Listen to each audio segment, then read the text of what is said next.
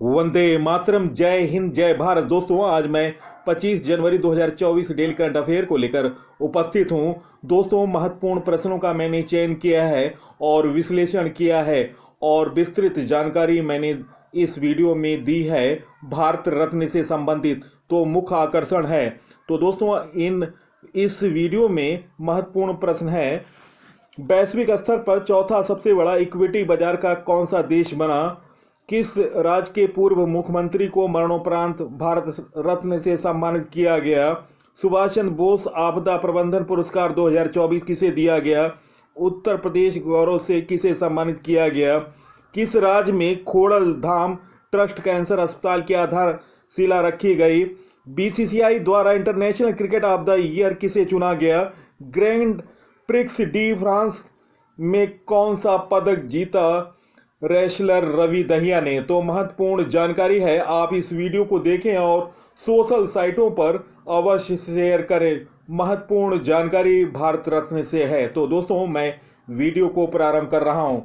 First question, वैश्विक स्तर पर चौथा सबसे बड़ा इक्विटी बाजार कौन सा देश बना?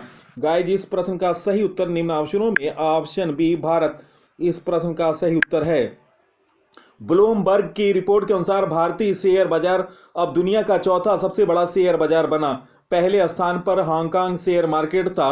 भारत का शेयर बाजार पहली बार हांगकांग से आगे निकल गया। 2023 में भारतीय शेयरों में विदेशी फंडों द्वारा 21 बिलियन डॉलर से अधिक का निवेश किया गया है। दोस्तों, देश और मार्केट कैप डॉलर और मार्केट कैप रुपये में जानकारी। अमेरिका का है मार्केट कैप 50.86 ट्रिलियन और 200 मार्केट कैप रुपये में है 4,226 लाख करोड़। चीन का है मार्केट कैप 8.44 ट्रिलियन और मार्केट कैप है रुपया में 701 लाख करोड़। जापान का मार्केट कैप 6.36 ट्रिलियन है और मार्केट कैप रुपये में है 528 लाख करोड़। भारत का मार्केट कैप है 4.33 ट्रिलियन और मार्केट कैप रुपये में है 359 लाख करोड़। हांगकांग का मार्केट कैप डॉलर में है 4.29 ट्रिलियन डॉलर और भारत का हांगकांग का मार्केट कैप रुपये में है 356 लाख करोड़। फ्रांस का मार्केट कैप डॉलर में है 3.11 ट्रिलियन और मार्केट कैप है 258 लाख करोड़। यूनाइटेड किंगडम का मार्केट कैप डॉलर में है 2.96 ट्रिलियन और दोस्तों मार्केट कैप रुपये में है 245 लाख करोड़ यूनाइटेड किंगडम का। तो दोस्तों, ये महत्वपूर्ण जानकारी है, आप इसे नोट डाउन करें। नेक्स्ट क्वेश्चन, किस राज्य के पूर्व मुख्यमंत्री कर्पूरी ठाकुर को मरणोपरांत भारत रत्न से सम्मानित किया जाएगा? गाइस, इस प्रश्न का सही उत्तर निम्न ऑप्शनों में ऑप्शन ए बिहार इस प्रश्न का सही उत्तर है। दोस्तों, बिहार के पूर्व मुख्यमंत्री जननायक कर्पूरी ठाकुर को भारत रत्न मरणोपरांत से सम्मानित किया जाएगा। कर्पूरी ठाकुर 2 बार बिहार के सीएम और 1 बार डिप्टी सीएम रहे हैं। वो बिहार के पहले गैर कांग्रेसी मुख्यमंत्री थे। 1967 में कर्पूरी ठाकुर ने डिप्टी सीएम बनने पर बिहार में अंग्रेजी की अनिवार्यता को खत्म कर दिया था। वह पिछड़े वर्गों के हितों की वकालत करने के लिए जाने जाते थे। दोस्तों, भारत रत्न के बारे में जानकारी। भारत रत्न देश का सर्वोच्च नागरिक पुरस्कार है। कला, साहित्य, विज्ञान, सार्वजनिक सेवा, जनसेवा में उत्कृष्ट योगदान के लिए दिया जाता है। और दोस्तों, भारत रत्न प्राप्त करने वाले पहले व्यक्ति सर्वपल्ली राधाकृष्णन, सी राजगोपालाचारी, सीवी रमन। इंदिरा गांधी भारत रत्न पुरस्कार प्राप्त करने वाली पहली महिला थी। दोस्तों, 1954 में यह शुरुआत हुआ था और देश के पहले राष्ट्रपति डॉक्टर राजेंद्र प्रसाद ने इस सम्मान की शुरुआत की। उस समय केवल जीवित लोगों को ही इसके पात्र थे, लेकिन 1955 में मरणोपरांत भी इसे दिए जाने का प्रावधान किया गया। तो दोस्तों, महत्वपूर्ण ये जानकारी है कि भारत रत्न पुरस्कार मरणोपरांत किस वर्ष से प्रारंभ किया गया था? तो जवाब होना चाहिए 1955। और दोस्तों, आपको बता दें, इस पुरस्कार के पात्र लोगों के नाम प्रधानमंत्री प्रस्तावित करते हैं। हर साल यह सम्मान दिया जाने वाला अनिवार्य नहीं है। एक बारी में 3 लोग ही इसे पा सकते हैं। हर वर्ष 26 जनवरी को भारत रत्न पुरस्कार दिया जाता है। और दोस्तों आपको बता दें, भारत का सर्वोच्च नागरिक सम्मान भारत रत्न अब तक 49 विभूतियों को दिया गया है। इनमें 4 बिहार की माटी के हैं।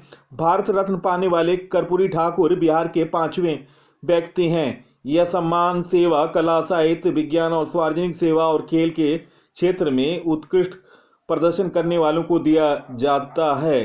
तो महत्वपूर्ण प्रश्न ये बन सकता है कि अब तक कितने व्यक्तियों को भारत रत्न पुरस्कार दिया जा चुका है। तो आपका जवाब होना चाहिए 49। और दोस्तों बिहार के 5 सपूत हैं जो ये पुरस्कार प्राप्त कर चुके हैं। और दोस्तों 5वें पुरस्कार प्राप्त करेंगे कर्पूरी ठाकुर। दोस्तों विद्याचंद्र राय थे सबसे पहले बिहार के जो इन्होंने जिन्हें ये पुरस्कार मिला था और पश्चिम बंगाल के मुख्यमंत्री रहे हैं। और उनको आधुनिक बंगाल का निर्माता माना जाता है। उनकी याद में हर वर्ष 1 जुलाई को डॉक्टर डे मनाया जाता है। उनको दोस्तों 1961 में भारत रत्न दिया गया था। उस्ताद बिस्मिल्लाह खान, मशहूर शहनाई वादक बिस्मिल्लाह खान ने राग काफी बजाकर आज़ादी को सुबह का स्वागत किया था। राग काफी बजाकर आज़ादी की सुबह स्वागत किया था। जन्म बिहार के डुमरांव में हुआ था, लेकिन दोस्तों उनकी कर्म भूमि रही बनारस। बिस्मिल्लाह खान को 2001 में सम्मान से नवाजा गया और बिहार के तीसरे व्यक्ति थे लोक नारायण जयप्रकाश नारायण। देश की स्वतंत्रता के लिए राष्ट्रीय आंदोलन में हिस्सा लिया। आज़ादी के बाद 1977 में भ्रष्टाचार के खिलाफ युवाओं के आंदोलन का संपूर्ण क्रांति का नेतृत्व किया था। और दोस्तों लोकनायक जयप्रकाश नारायण को भारत रत्न 1999 में दिया गया था। और दोस्तों डॉक्टर राजेंद्र प्रसाद चौथे व्यक्ति थे बिहार के जिन्हें यह सम्मान 1962 में दिया गया था। उन्होंने स्वतंत्रता संग्राम में भाग लेकर आज़ादी में अहम भूमिका निभाई और संविधान निर्माण में उल्लेखनीय कार्य किया था। और 5वें व्यक्ति हैं कर्पूरी ठाकुर। बिहार के लोकप्रिय नेता जननायक कर्पूरी ठाकुर ने सामाजिक न्याय और पिछड़े वर्ग के कल्याण के लिए विशेष तौर पर प्रयास किए और नीतियां बनाई थीं। और उन्हें 23 जनवरी 2024 को भारत रत्न देने की घोषणा की गई है। दोस्तों 1987 में खान अब्दुल गफार खान पाकिस्तान के पहले विदेशी थे जिन्हें भारत रत्न पुरस्कार मिला। और आपको बता दें सचिन तेंदुलकर भारत रत्न प्राप्त करने वाले सबसे पहले खिलाड़ी बने। इसके अलावा उनका रिकॉर्ड भी है सबसे कम उम्र में उन्हें भारत रत्न मिला। उस समय उनकी उम्र 41 वर्ष थी। दोस्तों भारत रत्न से सम्मानित होने वाले व्यक्तियों के सारी मैं आपको डिटेल बता रहा हूं किसको किस वर्ष पुरस्कार मिला है। प्रणब मुखर्जी 2019, भूपेन हजारिका को 2019 में भारत रत्न से सम्मानित किया गया। नानाजी देशमुख, 3 व्यक्तियों को 2019 में ये पुरस्कार दिया गया, प्रणब मुखर्जी, भूपेन हजारिका और नानाजी देशमुख। और 2015 में मदन मोहन मालवीय, अटल बिहारी वाजपेयी। 2015 में दोस्तों 2 व्यक्तियों को यह सम्मान दिया गया, मदन मोहन मालवीय और अटल बिहारी वाजपेयी। और 2014 में भी 2 व्यक्तियों को भारत रत्न से सम्मानित किया गया। इसमें सचिन तेंदुलकर 2014, CNR राव 2014। और दोस्तों पंडित भीमसेन जोशी को 2008 में, लता दीनानाथ मंगेशकर को 2001 में, उस्ताद बिस्मिल्लाह खान को 2001 में, प्रोफेसर अमृत सेन को 1999 में, लोकप्रिय गोपीनाथ बोरदोलाई को 1999 में, लोकनायक जयप्रकाश नारायण को 1999 में, पंडित रविशंकर को 1999 में, चिदम्बरम सुब्रमण्यम को 1998 में और मदुरै षण्मुखाविदु सुब्बालक्ष्मी 1998 में। संगीत के क्षेत्र से ये पहला भारत रत्न था जिसे ग्रहण किया सुब्बोलक्ष्मी ने। डॉक्टर अब्दुल पाकिर जलालुद्दीन अब्दुल कलाम भारत के भूतपूर्व राष्ट्रपति को 1997 में भारत रत्न से सम्मानित किया गया। अरुणा आसिफ अली को 1997 में, गुलजारी लाल नंदा को 1997 में, जहांगीर रतन जी दादा भाई टाटा को 1992 में, मौलाना अबुल कलाम आज़ाद 1992 में, सत्यजीत रे को 1992 में, राजीव गांधी को 1991 में, सरदार वल्लभ भाई पटेल को 1991 में, डॉक्टर भीमराव रामजी अंबेडकर को 1990 में, डॉक्टर नेशनल रोहिल्ला मंडेला को 1990 में, मदुरै गोपालन रामचंद्रन को 1988 में, खान अब्दुल गफार खान को 1987 में, आचार्य विनोबा भावे को 1983 में, मदर टेरेसा को 1980 में, कुमार स्वामी कामराज को 1976 में, बारहगिरी वेंकटगिरी को 1975 में, इंदिरा गांधी को 1971। दोस्तों, वो पहली महिला थी जिन्हें यह भारत रत्न सम्मान दिया गया। लाल बहादुर शास्त्री को 1966 में। और दोस्तों, ये मृत्युपरांत भारत रत्न पुरस्कार था। डॉक्टर पांडुरंग वामन कैन को 1963 में, डॉक्टर जाकिर हुसैन को 1963 में, डॉक्टर राजेंद्र प्रसाद को 1962 में, और डॉक्टर विधान चंद्र राय, जो कि पश्चिम बंगाल के प्रथम मुख्यमंत्री थे और आधुनिक बंगाल के निर्माता माने जाते थे, उन्हें 1961 में भारत रत्न से सम्मानित किया गया।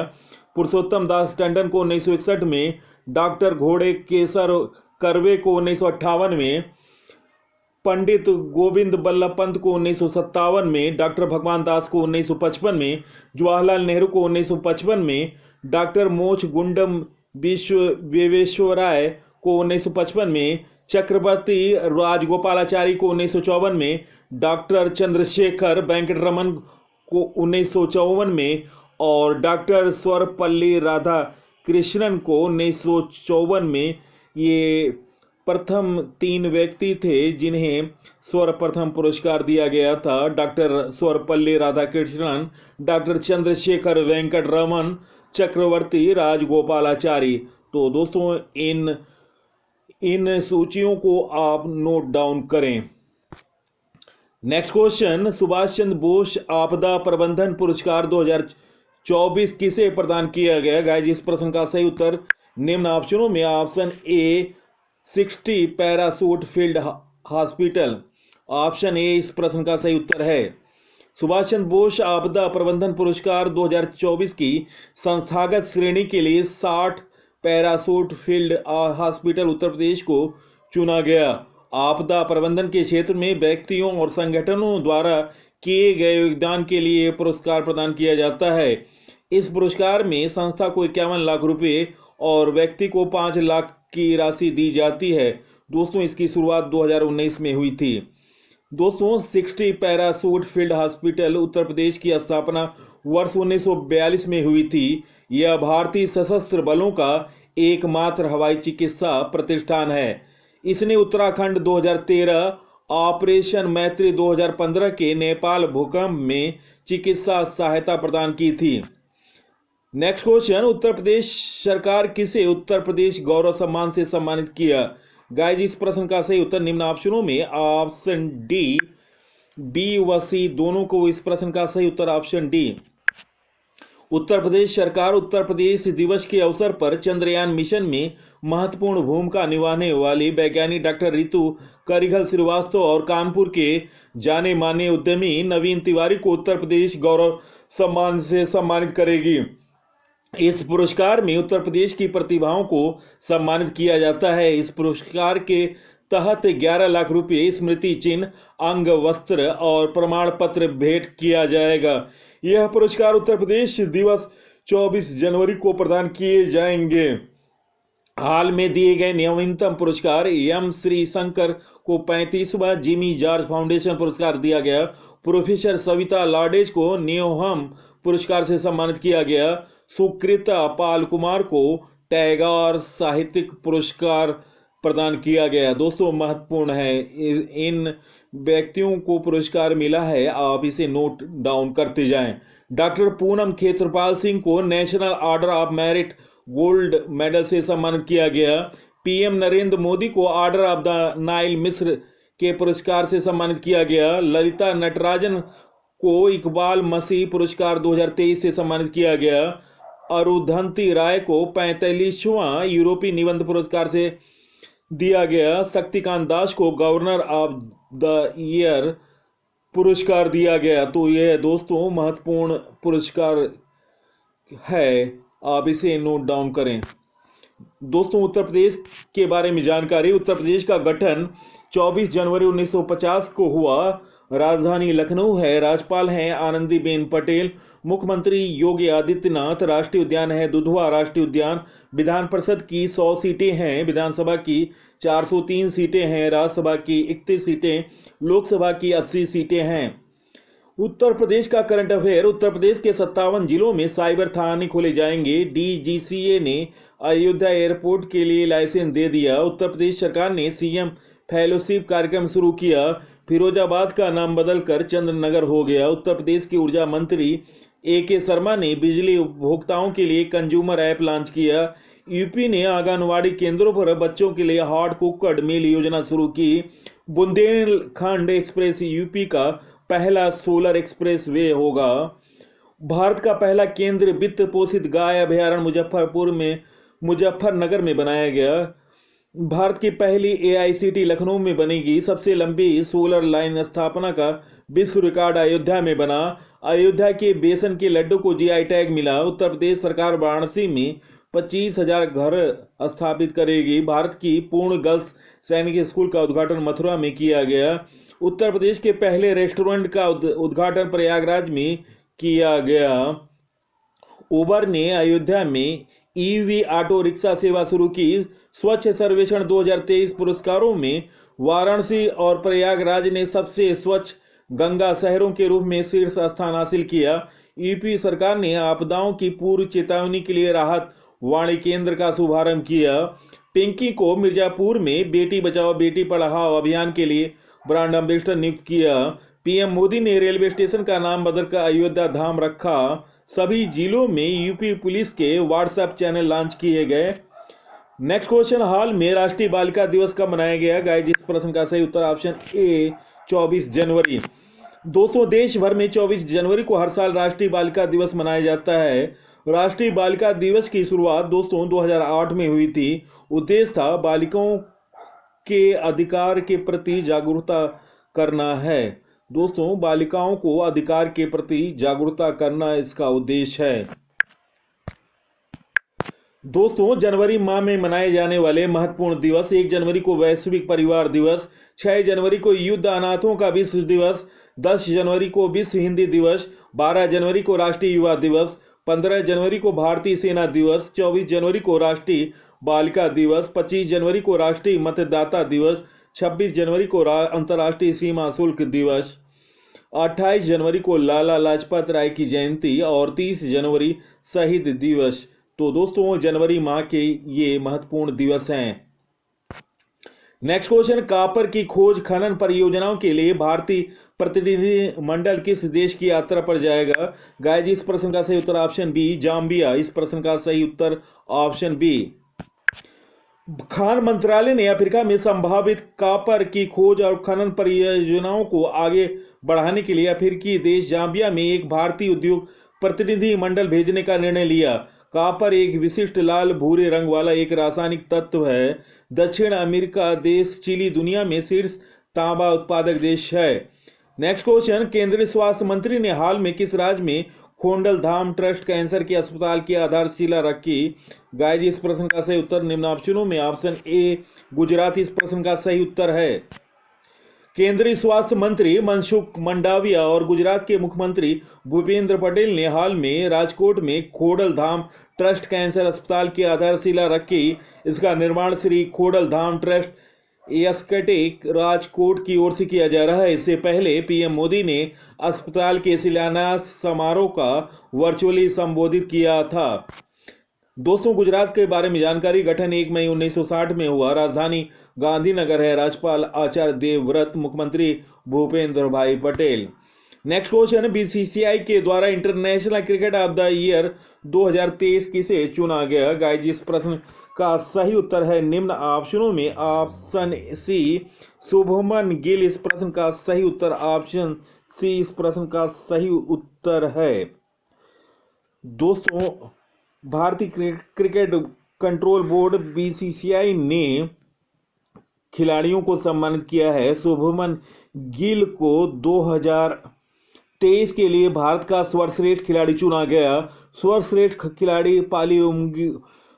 खिलाड़ी को पाली उमरिगर अवार्ड दिया जाता है। मोहम्मद शमी को 2019-20 में, रविचंद्रन अश्विनी को 2020-21 में और जसप्रीत बुमराह को 2021-22 के लिए सर्वश्रेष्ठ महिला का अवार्ड दिया गया है। महिला वर्ग में दीप्ति शर्मा को 2023 का सर्वश्रेष्ठ खिलाड़ी चुनी गई हैं और स्मृति मंधाना 2020-22 के लिए सर्वश्रेष्ठ खिलाड़ी चुनी गई। 2019-20 के लिए दीप्ति शर्मा को सर्वश्रेष्ठ खिलाड़ी चुना गया। 2023 के लिए colonel C K Nayudu lifetime achievement award Ravi Shastri को दिया गया। इसके अलावा फारूक इंजीनियर को भी colonel C K Nayudu life achievement award दिया गया।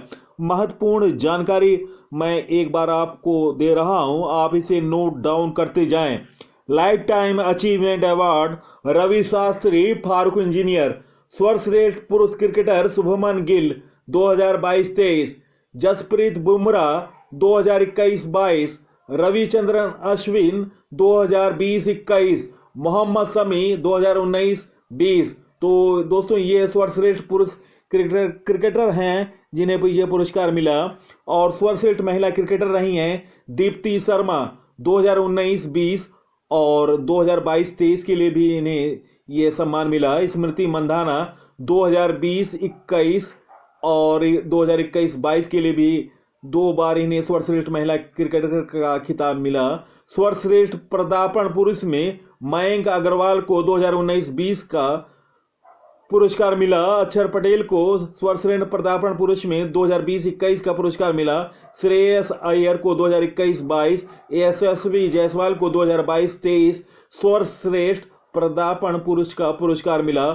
सर्वश्रेष्ठ पदार्पण महिला पुरस्कार मिला प्रिया पूनिया को 2019-20 का, शेफाली वर्मा को 2020-21 का, यश मेधना को 2021-22 का और अमनजोत कौर को 2022-23 का ये पुरस्कार मिला। और दोस्तों, इसके अलावा दिलीप सरदेसाई पुरस्कार 2022-23 सर्वाधिक रन बनाने के लिए यशस्वी जायसवाल को, और दिलीप सरदेसाई पुरस्कार सर्वाधिक विकेट लेने पर आर अश्विन को दिया गया। और घरेलू टूर्नामेंट में सर्वश्रेष्ठ प्रदर्शन के लिए मुंबई को 2019-20 का पुरस्कार दिया गया। तो दोस्तों, महत्वपूर्ण जानकारी रही।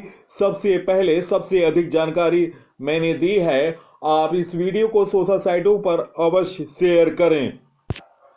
नेक्स्ट क्वेश्चन, हाल में रवि दहिया ने ग्रैंड प्रिक्स डी फ्रांस में कौन सा पदक जीता? गाइस, इस प्रश्न का सही उत्तर निम्न ऑप्शनों में ऑप्शन सी कांस्य पदक।